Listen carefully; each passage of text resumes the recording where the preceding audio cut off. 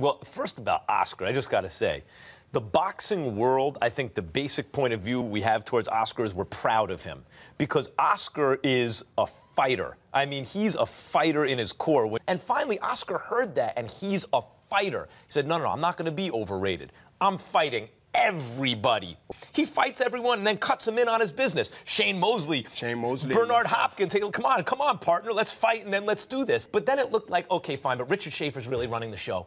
And Oscar's just a face. And now that Schaefer's gone, he'll sell the company to Bob Arum. No, Oscar is a fighter. Once again, he wrestled control of his own destiny, and he's making all the big fights, and you guys aren't going to avoid risk. Is that true? We're going to fight. We're going to fight. Canelo wants the best fights. He said it. The fans heard it. Triple G or any other big name, Canelo wants to fight. He said it. He come down to 156, 56 and a half. Canelo said he will take that challenge. And I want to see it. I want to see it. And Golden Boy wants to see it. Did you hear what this idiot just said? Wait the camera. He just said it's not about the W. It's everything about the W with me. Are you crazy? What do you think I'm doing this for? Listen, it's not about the W to you. I'm gone.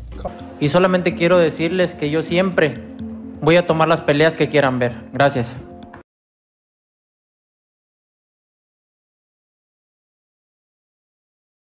All right, just to keep this short and concise, Canelo is not ducking Triple G, right? Now that the hysteria is gone, we can get to having a civilized conversation. And the reason I say Canelo is not ducking Triple G, and he'll mostly likely fight him in September. Hopefully the fight is marinated enough to do over 1 million pay-per-view buys, let alone, you know, this could be in the making for a trilogy or a rematch, whatever the case may be. The point is this.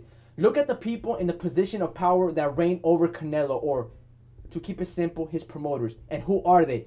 Oscar De La Hoya and Bernard Hopkins, right? Those are Canelo's promoters, right? Look at them and look at their resumes. You can go to Oscar De La Hoya, BoxRec, Bernard Hopkins, BoxRec, and look at the resumes and the list of competitive championships, the list of quality fighters they have faced. Look at the undefeated fighters they have faced. Look at everything from Oscar De La Hoya, from all his losses and victories, and do the same thing with Bernard Hopkins. Oscar, if you look at his resume, is probably one of the best, if not the best resumes out there.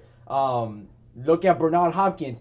At the age of 49, almost being similar to 50 and shit, being like in 3 generations of boxing, he faced Sergey Kovalev, a prime 29, 30-year-old boxer, right? Went 12 rounds with him, got knocked down, got pitched a shutout, but he still fought him. So what gives you guys this illusion or this idea, just because a couple people speak their mind, that Canelo is ducking Triple G?